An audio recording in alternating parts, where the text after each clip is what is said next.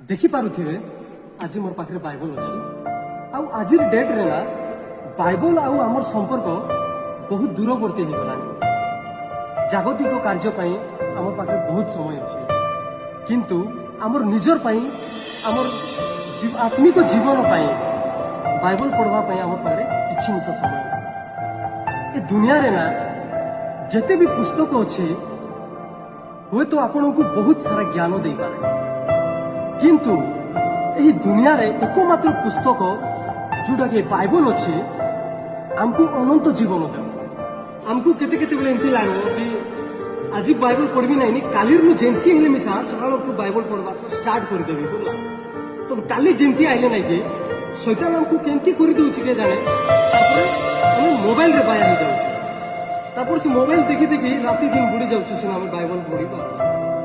बोले से शैतान भी चाहू नहीं कि आम बाइबल पढ़ू बोली तो मुझे समस्त को अनुरोध करुच्छे जदि आपण मैंने अनंत जीवन पाइबा चाहूँगी से सृष्टिकर्ता किए जानवा चाहूँगी तो आपण मैंने निहाती भाव एक पवित्र पुस्तक पढ़ंतु आमेन।